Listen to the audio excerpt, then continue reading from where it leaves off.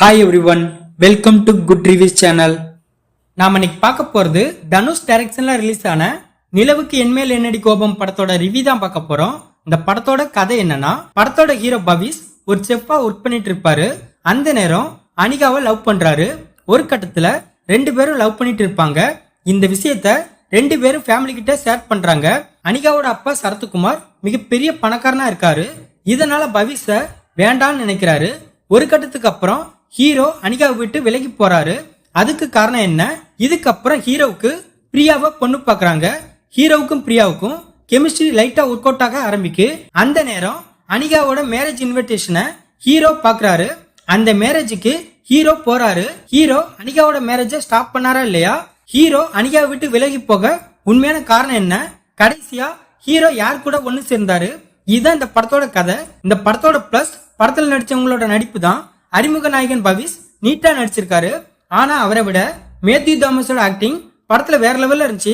Matthew தாமஸோட சின்ன சின்ன reaction, dialogue delivery எல்லாமே படத்துல செமையா இருக்கு. படத்தோட ஸ்கிரீன் பிளேய ஓரளவு பரவலாம கொண்டு போயிருக்காங்க. கோல்டன் ஸ்பேரோ சாங் படத்துல நல்லா இருக்கு.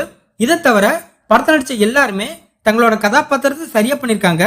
படத்தோட ஒரு சீன்ல ஹீரோவை சரத்குமார் ரொம்ப இன்சல்ட் பண்ற மாதிரி பேசுவாரு. அப்போ ஹீரோ ரிபீட் மோட்ல ஒரு தரமான சம்பவம் பண்ணுவாரு. அது படத்துல நல்லா இருந்துச்சு. படத்துல மேத்யூ தாமஸ் ஒரு பொண்ணை 7 வருஷமா லவ் பண்ணுவாரு. பட் அந்த பொண்ணு இன்னொருத்தனை மேத்யூ முன்னாடியே லவ் பண்ணும். அந்த சீன்ல எவ்வளவு வலிச்சாலும் வலிக்காத மாதிரி மேத்யூ ரியாக்ஷன் கொடுப்பாரு. அது படத்துல செம காமெடியா இருந்துச்சு. அதே மாதிரி அனிகாவுக்கு கல்யாணம் நடக்கும்போது அஃபெக்ட் ஆகாத மாதிரி ஹீரோ நடிப்பாரு. அந்த சீனும் காமெடியா இருந்துச்சு. படத்துல உள்ள சில காமெடி நல்ல ஒர்க் அவுட் ஆயிருக்கு. படத்துல ஜிவியோட பேக்ரவுண்ட் மியூசிக் படத்துக்கு ஏத்த மாதிரி இருக்கு. இந்த படத்தோட மைனஸ், படத்துல அனிகாவை ஹீரோனியா போட்டிருக்காங்க. அவங்கள நாம விசுவாசம் படத்துல குழந்தையா பார்த்ததுனால ஹீரோனி அப்படிங்கிற ஃபீல் நமக்கு வராம இருக்கு. அவங்களுக்கு கல்யாணம் நடக்கும்போது அந்த காட்சி குழந்தை திருமணம் அப்படிங்கிற மாதிரி தான் இருக்கு. ஐபிஎல் நடக்கும்போது ஆர்ஜே பாலாஜி சாம் கரனை பார்த்து சுட்டி குழந்தை பாலகன் அப்படின்னு சொல்லுவாரு. அப்படிதான் நமக்கு அனிகாவை பார்க்கும்போது ஃபீல் ஆகுது. படத்துல கோல்டன் ஸ்பேரோ சாங்க தவிர மத்த எந்த பாட்டும் படத்துல நல்லாவே இல்ல. அதுலயும் படத்தோட ஸ்டார்டிங்லயே ஒரு பாட்டு வருது. அது ஏன்னே தெரியல. படத்துல நார்மலா தமிழ் பேசிட்டே இருக்காங்க, சடனா இங்கிலீஷ்ல பேச ஆரம்பிச்சிருந்தாங்க. அதெல்லாம் படத்துல தவிர்த்திருக்கலாம். படத்தோட ஒரு சீன்ல ஹீரோ ஹீரோனிக்காக நடுராத்திரி கருவாட்டு குழம்பு சமைச்சு கொடுப்பாரு. அந்த நேரம் எந்த கடை திறந்துருந்துச்சுன்னு தெரியல. வெங்காயம், தக்காளி, மிளகாய் எல்லாம் அசால்ட்டா வாங்கிட்டு வந்து சமைச்சு கொடுப்பாரு. அந்த சீன்லாம் சரியே இல்ல. படத்துல நிறைய லாஜிக் மிஸ்டேக் இருக்கு. அதுலயும் குறிப்பா சொன்னா, படத்துல ஹீரோவும் மேத்யூ தாமஸும் ஹீரோயின் வீட்டுக்கு வரும்போது மலையில தொப்பு தொப்புன்னு நனைஞ்சிருப்பாங்க.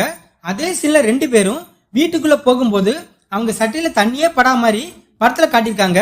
இந்த மாதிரி சின்ன சின்ன விஷயத்த கூட படத்துல கேர்லெஸ்ஸா எடுத்து வச்சிருக்காங்க. படத்தோட எண்டிங்ல செகண்ட் பார்ட்டுக்கு வேற லீடு கொடுத்து முடிச்சிருக்காங்க. ஃபர்ஸ்ட் பார்ட்டையே சரியா ஃபுல்ஃபில்லா முடிக்கல. இதுல செகண்ட் பார்ட் வேறையான்னு தான் தோணுச்சு. என்னோட பாயிண்ட் ஆஃப் வியூல மேத்யூ தாமஸ்க்கு யார் கூடயாவது லவ் செட் ஆன மாதிரி படத்துல காமிச்சிக்கலாம். பட் கடைசி வர அவரை தனியா காமிச்சது எனக்கு சுத்தமா பிடிக்கல. தனுஷ் இந்த படத்தை டைரக்ட் பண்ணிருக்காரு. பவிஸ், மேத்யூ தாமஸ், சரத்குமார், அனிகா, பிரியா வாரியர் இன்னும் பலர் இந்த படத்தில் நடிச்சிருக்காங்க. மொத்தத்தில் இந்த படத்தை பார்க்கலாமா கேட்டா, ஒரு ஆவரேஜான காமெடி டிராமா மூவி பார்க்க நினைக்கிறவங்க இந்த படத்தை பார்க்கலாம். இந்த வீடியோ பிடிச்சிருந்தா லைக் பண்ணுங்க, ஷேர் பண்ணுங்க, சப்ஸ்கிரைப் பண்ணி சப்போர்ட் பண்ணுங்க. Thanks for all.